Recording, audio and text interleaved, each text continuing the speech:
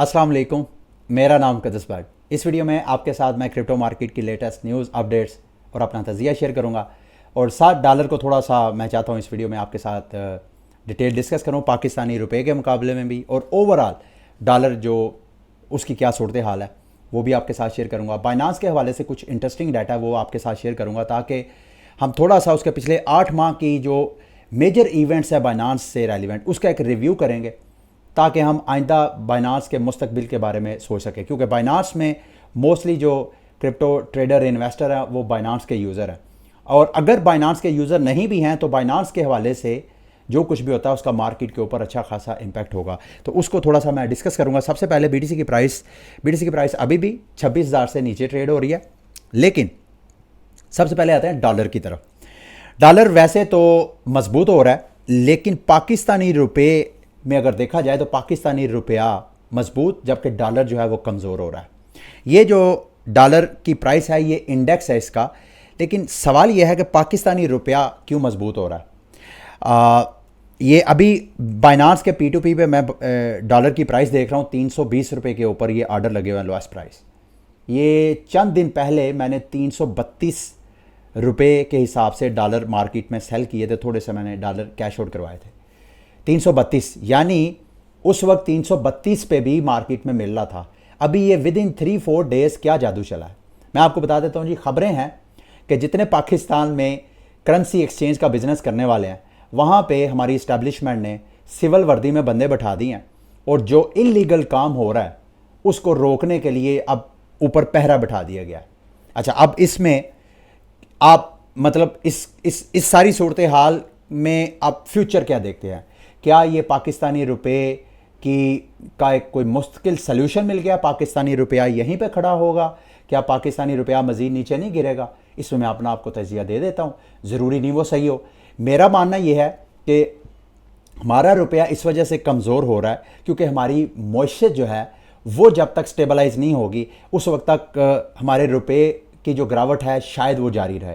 ठीक है, इसमें इलीगल एक्टिविटीज़ अगर मिनिमाइज हो जाए, क्या ये मुस्तकिल तौर पे इसी तरह हमारी इस्टेब्लिशमेंट लॉ इन्फोर्समेंट एजेंसीज इसी तरह क्या ये करेंसी एक्सचेंज वालों के पास बैठ के तो ये पैसे को कंट्रोल करने की कोशिश करेंगे? मेरा नहीं ख्याल ऐसा मुमकिन है, ऐसा मुमकिन ही नहीं है। अच्छा, थोड़ी देर के लिए इमेजिन करें कि ऐसा मुमकिन कर लेते हैं जी, ये कितनी देर चलेगा? ये जो पैसे का 2 नंबर कारोबार करने वाले लोग हैं अब वो क्या वहाँ पे उनके ऑफिस में जो स्टैब्लिशमेंट के सिविल वर्दियों में बंदे बैठे हुए हैं उस वजह से वहाँ पे लोग पैसा खरीदने आए नहीं, पैसे की डिमांड जो है मार्केट में कम हो गया। डॉलर की डिमांड की मैं बात कर रहा हूँ। तो क्या ये जो 2 नंबर काम करने वाले हैं, पहले नंबर पे तो डिमांड आई क्यों नहीं है? क्योंकि ये करेंसी वाले मिले होते हैं साथ, इन्होंने ऑलरेडी कह दिया कि भाई अब आपने वहाँ नहीं आना, अगर आए तो आप पकड़े जाओगे। तो अब जब तक ये देखेंगे 2 नंबर काम करने वाले कि भाई कुछ दिन, कुछ हफ्ते, कुछ महीने कैसा सिस्टम रहता है। अगर तो ये मुस्तकिल पैरादारी स्टार्ट होगी तो उन्होंने क्या करना है, कोई इस तरह का सिस्टम डेवलप कर लेना है कि जिससे वो पहरेदारी से बच के वो फिर दोबारा उसी सर्किट को चलाना शुरू कर दें। मेरी असेसमेंट के मुताबिक ये पाकिस्तानी रुपया उस वक्त तक मजबूत नहीं हो सकता जब तक मुल्क में कोई स्टेबल हुकूमत नहीं आती, और जब तक नहीं आती तो पाकिस्तानी रुपये के ऊपर एतमाद करना मेरा ख्याल है वो एक बहुत रिस्की चीज़ है। बहरहाल ये मेरी असेसमेंट है, गलत भी हो सकती है। मेरा मानना यह है कि जब तक मुल्क में जो ताकत है वो आवाम तक मुंतकिल नहीं की जाएगी, वो कैसे होती है? इलेक्शन के ज़रिए इलेक्शन करवाए जाएं और इलेक्शन के ज़रिए कोई पब्लिक की नुमाइंदा गवर्नमेंट आए जो कि फ़ैसले जब जो भी अच्छे करे या बुरे करे वो पब्लिक को जवाबदेह हो। अभी तो ऐसी गवर्नमेंट है वो किसी को वो कोई भी फैसला कर ले वो किसी को जवाबदेह है ही नहीं, क्योंकि पब्लिक ने उनको इलेक्ट किया ही नहीं है। तो इस वजह से जब तक मुल्क में कोई स्टेबल, या तो इस्टेब्लिशमेंट क्लियरली इस मुल्क में मार्शल लॉ लगा दे, तो फिर शायद अगर मार्शल लॉ लगाएंगे फिर भी यहाँ जो फॉरेन इन्वेस्टमेंट नहीं आएगी, फिर भी मुल्क के हालात दुरुस्त नहीं होने मेरा ख्याल है। खैर, हम इस पॉलिटिक्स में नहीं पढ़ते, पैसे की मैं बात कर रहा था। पाकिस्तानी रुपया उस वक्त तक मेरी नज़र में मजबूत नहीं हो सकता जब तक आप मुल्क के हालात को दुरुस्त नहीं करते। ठीक है, अब आते हैं डॉलर की तरफ, डॉलर और क्रिप्टो मार्केट की तरफ। अच्छा जी, डॉलर पे सबसे पहले तो आप देखें कि 200 डेज़ की जो सिंपल मूविंग एवरेज लाइन है डॉलर उसको क्रॉस कर चुका है पिछले चंद दिनों में, और इसका मतलब यह है कि टेक्निकली डॉलर इस वक्त बुल साइकिल, यानी डॉलर का जो साइकिल है बेयर और बुल, डॉलर की प्राइस जो है वो बुल साइकिल में दाखिल हो चुकी है ऑलरेडी। डॉलर ये वाली जो लोअर हाई थी, सेकंड लोअर हाई अपने इस डिसेंडिंग जो पैटर्न है इसकी, ऑलरेडी उसको ब्रेक कर चुका है। इस वक्त बिल्कुल उस प्राइस के ऊपर ट्रेड हो रहा है। अगर आप देखें 104.7273 के ऊपर ये ट्रेड हो रहा है। लेट्स से कि ये प्राइस यहीं पे मजबूत रहती है और अगली कैंडल जो डेली कैंडल है इससे ऊपर ट्रेड होना शुरू हो जाती है, तो नेक्स्ट डॉलर की उड़ान कहाँ तक जाएगी? 105-106 डॉलर पे। और अगर थोड़ी देर के लिए इमेजिन करें कि डॉलर इसको भी ब्रेक कर देता है, तो फिर डॉलर का जो बेयर साइकिल है वो ख़त्म और उसके बाद फिर बुलिश होगा। और अगर डॉलर बुलिश होगा तो जो रिस्की मार्केट्स हैं वो बिल्कुल उल्ट मूव कर रही हैं। ख़ुसूसन मैं बिटकॉइन की बात कर रहा हूँ।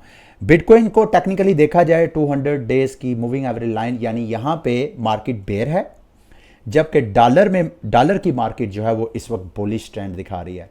लेट्स सी, मैं ग्लास नोट के रिसर्चर की आपके साथ बात कर रहा था, उनकी जो वीकली रिपोर्ट है उसका लुबे लबाब, सारी रिपोर्ट मैंने पढ़ी है। लुबे लबाब क्या है? वो एक लाइन है। वो कहते हैं जी कि इस वक्त मार्केट जो है वो इवेंट ड्रिवन वोलेटिलिटी की तरफ चलेगी है, उस फेज में चलेगी है जहां पे अगर कोई इवेंट होगा तो मार्केट में वोलेटिलिटी होगी, अदरवाइज मार्केट इसी तरह फ्लैट और साइडवेज आपको मूव होती हुई नजर आएगी। हफ्ते के स्टार्ट में मैंने आपको बताया था कि इस हफ्ते में कोई मेजर इवेंट मुझे कोई नज़र नहीं आ रहा। कोई बहुत बड़ा सरप्राइज होगा कि क्रिप्टो मार्केट जो है वो पंप और डंप करे, खसूसन बिटकॉइन। तो एग्जैक्टली ऐसे ही हो रहा है। आज वेडनेसडे है और देख लें पिछले चंद दिनों से कोई मार्केट इतना ज़्यादा मूव नहीं हो रही। और अब कोई नेक्स्ट इवेंट प्राइस को ऊपर या नीचे करेगा। अगर कोई ऐसा इवेंट होगा जो मार्केट में पैनिक क्रिएट करेगा तो बीटीसी की प्राइस 25,000 को ब्रेक करके शायद फिर 20-22,000 की रेंज में चले जाए। ऑलरेडी आपको बता चुका हूं कि मार्केट में जो सेलर है ऑलरेडी एग्जॉस्ट हो चुका है। इस हवाले से ऑलरेडी मैं आपको आगाह करता भी आया हूं। चलें, अब मैं आपको कुछ अदादो शुमार शेयर करना चाहता हूं क्रिप्टो मार्केट के हवाले से। बड़े इंटरेस्टिंग ये अदादो शुमार है आपके फ्यूचर रेफरेंस के लिए। हैनले एंड पार्टनर्स ने एक क्रिप्टो की वेल्थ रिपोर्ट जारी की है, जिसमें वो क्या कहते हैं, उनकी रिपोर्ट क्या कहती है कि क्रिप्टो के पूरी दुनिया में 6-7 अरब की पॉपुलेशन में से सिर्फ 42.5 करोड़ लोग ऐसे हैं जिन्होंने क्रिप्टो मार्केट में इन्वेस्टमेंट किया, सरमायाकारी किया। और उसमें से 42.5 करोड़ पॉपुलेशन में इन्वेस्टर्स में से सिर्फ 88,200 इन्वेस्टर्स ऐसे हैं जिन्होंने $1 मिलियन से ज़्यादा की इन्वेस्टमेंट किया। और इन 88,000 में से भी 40,000 यानी ऑलमोस्ट 50% ऐसे हैं जिन्होंने सिर्फ बिटकॉइन में $1 मिलियन से ज़्यादा की इन्वेस्टमेंट किया।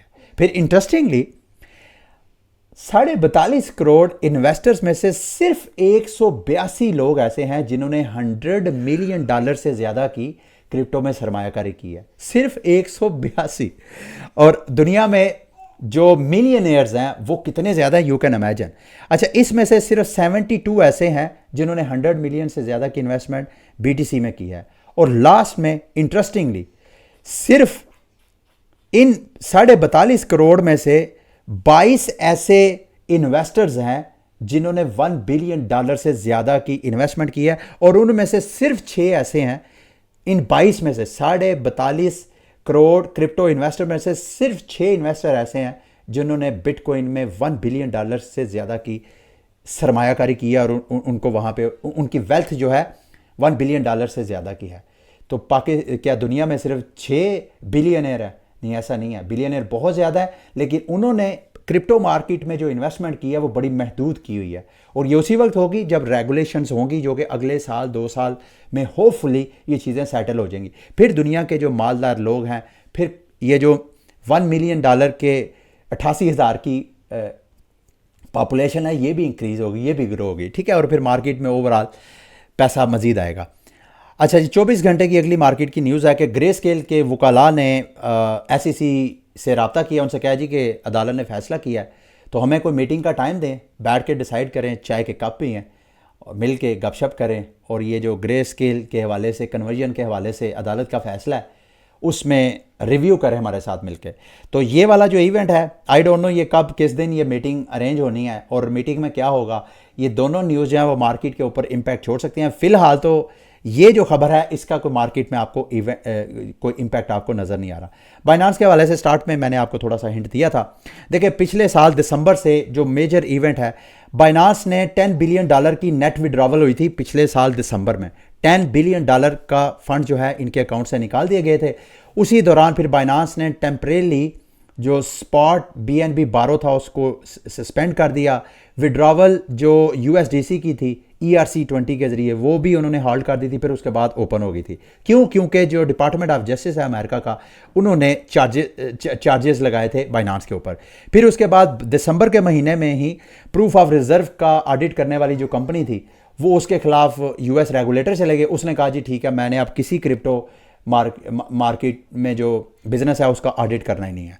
फिर दिसंबर के महीने में ही बाइनांस USA जो है उसने USDT और USDC की विड्रॉवल रोक दी। फिर जनवरी आ गया। जनवरी में स्टेबल कॉइन जो है BUSD, उसमें $1 बिलियन का होल ये क्लेम किया गया कि जितना BUSD प्रिंट किया बाइनांस में उसमें और जितना पीछे कोलेटरल है उसमें $1 बिलियन का होल है, यानी वो गैप है। वो $1 बिलियन जो कि बाद में एडजस्ट कर लिया था इसने, बाइनांस ने। अच्छा, फिर उसके बाद ये सारी फरवरी में भी अपडेट, बड़ी बड़ी जो मेजर इवेंट्स हैं वो मैं आपको बता देता हूँ, फिर उसके बाद एनालिसिस करते हैं। पैक्सोस ने कहा जी कि बाइनांस का जो BUSD हम उसको सपोर्ट नहीं करेंगे क्योंकि US रेगुलेटर्स उसके पीछे थे। तो बाइनांस ने कहा जी कि हम अपने BUSD को आहिस्ता आहिस्ता शट डाउन करने जा रहे हैं। मैं ऑलरेडी आपको बता चुका हूं, बल्कि अगर आप अभी बाइनांस का अगर मोबाइल ऐप ओपन करेंगे तो वहां पे आपको बाइनांस खुद कहेगा कि BUSD को कन्वर्ट करें किसी और स्टेबल कॉइन में। तो मेजर इवेंट्स ये थे। फिर बाइनांस ने ऑस्ट्रेलिया से अपना बिजनेस क्लोज किया, कनाडा से क्लोज किया, और वेस्टर्न जितनी कंट्रीज़ हैं, मेजर कंट्रीज़ के नाम मैं अभी आपको यहाँ से दिखा भी देता हूँ। USA से, फिर रशिया से भी, अभी मैं आपके साथ शेयर भी करता हूँ, रशिया से भी बाइनांस निकला है, और भी बहुत सी कंट्रीज़ हैं। मतलब ये सारी, अगर आप ये, मैं लिस्ट आपके साथ आहिस्ता आहिस्ता स्क्रॉल कर रहा हूँ ताकि अगर आप इसको सारी जो इवेंट्स हैं, मेजर इवेंट्स, इनको आप स्टडी करना चाहें तो आप कर सकते हैं। ये देखें, मैं स्लोली इसको स्क्रॉल कर रहा हूँ, ठीक है। ये देखें यहाँ तक जी, ये यहाँ तक की सारी इंफॉर्मेशन आप सारी इसको पॉज करके आप सारी स्टडी कर सकते हैं। बाइनांस के हवाले से ही पिछले 24 घंटे की एक लेटेस्ट अपडेट ये है कि टॉप बाइनांस एग्जेक्टिव रशिया में जो है उसने भी बाइनांस को खैरबाद कह दिया, क्योंकि बाइनांस जो है रशिया से भी, कल भी इसी हवाले से एक एग्जेक्टिव जो प्रोडक्ट के हेड थे उन्होंने बाइनांस को खैरबाद कहा। और पिछले कई जो एग्जेक्टिव्स हैं, जब से US रेगुलेटर्स बाइनांस के पीछे पड़े हुए हैं, जो जितने टॉप एग्जेक्टिव्स हैं वो बाइनांस को छोड़ रहे हैं। तो ये सारी सूरत हाल है। ऐसा नहीं है कि सब कुछ जो है वो बुरा भी है, अभी भी कुछ उम्मीद है। लेकिन मैं इस हवाले से अपना तजिया ये करना चाहता हूँ। देखें, जब लास्ट ईयर मई में जब टेरा लूना क्रैश हुआ तो वो ऐसा नहीं है कि ऑल ऑफ द सडन वो क्रैश हो गया। टेरा लूना के क्रैश होने से पहले मार्केट के जो बड़े बड़े एक्सपर्ट्स हैं ऑलरेडी वो कह रहे थे, पिछले कई हफ्तों महीनों से लगे हुए थे कि भाई इनका जो बिजनेस मॉडल है ये सस्टेनेबल नहीं है, ये किसी वक्त भी धड़म से गिर जाएगा। लोगों ने इग्नोर किया, लोग फिर भी धड़ाधड़ इन्वेस्टमेंट करते जा रहे थे। फिर उसके बाद FTX के हवाले से एक जस्ट आर्टिकल ने आके FTX भी टॉप जो था वो क्रिप्टो एक एक्सचेंज थी। तो बाइनांस भी जो है इस हवाले से मार्केट में एक्सपर्ट्स की आए दिन मैं ओपिनियन आपके साथ शेयर करता रहता हूं। तो ऑप्शन क्या है? देखें, ऑप्शन ये है कि आपके पास जब मार्केट में और अवेलेबल एक्सचेंजेस हैं तो आप उनको यूज कर लें, ताकि अगर बाइनांस किसी क्राइसिस में होता है तो इसने सबसे पहले जो काम करना है अपनी विड्रॉवल को रोक देना। बाइनांस आपकी विड्रॉवल को रोक देगा, आपके पास कोई ऑप्शन नहीं है। तो आप अपने फंड्स को इस एक्सचेंज से निकाल के किसी और एक्सचेंज में ले जाएं। सबसे पहले तो ये करें। अब आपके जहन में सवाल आ सकता है कि भाई बाइनांस क्रैश क्यों नहीं हो रहा? पहली जो मेरी असेसमेंट है कि जो बाइनांस का हेड है CZ, वो दुनिया के अमीर तरीन ममालिक में शामिल होता है। अभी तक बाइनांस जितने भी क्राइसिस में, खसूसन विड्रॉवल एकदम जब शुरू होती है तो बाइनांस जो है उसको सस्टेन कर जाता है, क्योंकि इसका कहा जाता है कि इसका जो हेड है उसके पास पैसे बहुत ज़्यादा है, जब कभी कोई मसला आता है तो वो उसको एडजस्ट कर लेता है। अब ये हमेशा करता रहेगा या नहीं, आई डोंट नो। ये उस वक्त तक करता रहेगा जब तक ये वाली चीज़ होती रहेगी। बाइनांस इस सारे फंड के बावजूद अभी भी मार्केट का सबसे बड़ा प्लेयर है। अभी भी जो डेली वॉल्यूम है बाइनांस के प्लेटफॉर्म के ऊपर, जो ट्रेडिंग वॉल्यूम है वो $15 बिलियन से लेके $45 बिलियन तक की रेंज में ट्रेड हो रहा है। बिलियंस ऑफ डॉलर की ट्रेड इनके प्लेटफॉर्म पे अभी भी होती है। और ये जितने डिसेंट्रलाइज प्लेटफॉर्म हैं, इन सब प्लेटफॉर्म से ज़्यादा की जो ट्रेड है बाइनांस के प्लेटफॉर्म पे होती है। तो जब तक ये चीज़ रहती है, बाइनांस का हेड और ये मिल के सिस्टम को चलाते रहेंगे। अगर इसका market share Aahista Aahista minimise होता है तो फिर बाइनांस का सस्टेन करना मुश्किल हो जाएगा। ये कब होगा आई डोंट नो। जब भी कोई इस तरह की अपडेट हुई तो मैं आपके साथ लास्ट में शेयर करूंगा। ठीक है, आप मार्केट की दीगर अपडेट्स की तरफ आते हैं। कोजिटो प्रोग्राम के प्रोटोकॉल के हवाले से लेटेस्ट अपडेट ये है, क्योंकि कोजिटो प्रोटोकॉल जो है वो बाइनांस चेन के ऊपर है। तो बाइनांस चेन से इन्होंने अब क्या किया है, जो करंट सूरत हाल कह लें या वैसे अपने एक्सपेंशन के लिए, बिजनेस एक्सपेंशन के लिए, इन्होंने अपने जो स्मार्ट कॉन्ट्रैक्ट है उसको इथेरियम के ऊपर भी डिप्लॉय कर दिया है और उसको कार्डानो की चेन के ऊपर भी कर दिया है। इनके लिंक मैं आपके साथ शेयर कर दूंगा। अगर आप इथेरियम में अपने टोकन बाय करना चाहें, यानी इथेरियम की चेन के ऊपर, तो आप यूनिस्वैप के इस पेज को खोल के यहाँ पे आप बराह रास्त बाय कर सकते हैं। अगर आप ब्रिज करना चाहें, यानी बाइनांस में कोजिटो के टोकन जो है वो अगर आपके पड़े हुए हैं CGV टोकन, उनको आप ब्रिज करना चाहें BNB चेन से निकाल के इथेरियम की चेन में, तो ये वाला ब्रिज आप यूज़ कर सकते हैं। अगर आप वहाँ से इथेरियम से निकाल के कार्डानो की चेन पे शिफ्ट करना चाहें तो उसका ये ब्रिज है। ठीक है, इस तरह आप अपने कोजिटो प्रोटोकॉल के टोकन को, अगर आपने लॉन्ग टर्म सेव किए हैं, तो इस तरह आप बाइनांस स्मार्ट चेन से निकाल सकते हैं। अगर आप वहाँ पे भी रखें तो ऐसा कोई मसला नहीं है, क्योंकि अगर बाइनांस को कुछ होता है तो उसकी चेन को कोई मसला नहीं होता अनटिल अनलेस कि ये बात बिल्कुल सही है कि बाइनांस को अगर कुछ होगा तो उसकी इकोसिस्टम के जितने टोकन्स हैं उन सब की प्राइसेस पैनिक की वजह से अच्छा खासा डंप करेंगी। लेकिन आपके टोकन्स कहीं नहीं जाते, क्योंकि वो एक डिसेंट्रलाइज प्लेटफॉर्म है। आपके टोकन वही रहेंगे, उनकी वैल्यू का कोई पता नहीं वो कितने की, किसी की जीरो होगी, किसी की जो है बिल्कुल लोएस्ट होगी। अगली मार्केट की न्यूज़ है, मेटामास्क ने अब बराह रास्त आप मेटामास्क के ज़रिए अपने बैंक में विड्रॉवल ले सकते हैं।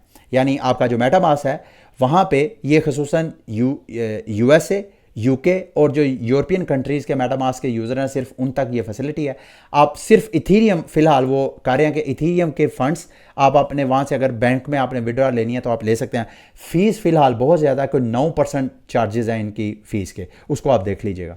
अगली मार्केट की न्यूज़ है जी, क्रैकन ने अपने एक्सचेंज के ऊपर पेपाल को ऐड कर लिया। अगर आपका क्रैकन में अकाउंट है तो आप पेपाल के जरिए क्रिप्टो इनके प्लेटफॉर्म के ऊपर आप बाय कर सकते हैं। ठीक है, अब आते हैं मार्केट की कुछ न्यूज़ की तरफ।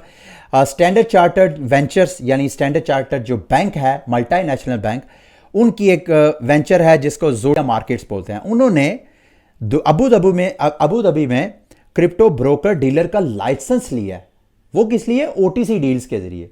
इसका मतलब यह है कि अब ये जो ट्रेडिशनल बैंक्स हैं ये क्रिप्टो एसेट्स की अपने जो वेल्थी क्लाइंट्स हैं उनकी OTC डील करवाया करेंगे, जिसका OTC डील का मतलब ओवर द काउंटर डील, जिसका आपको प्राइसेस के ऊपर इंपैक्ट नज़र नहीं आता। ठीक है, अगली लास्ट में मार्केट में NFT के हवाले से न्यूज़ है। योगा लैब ने अभी अपनी पजल से NFTs लॉन्च की हैं।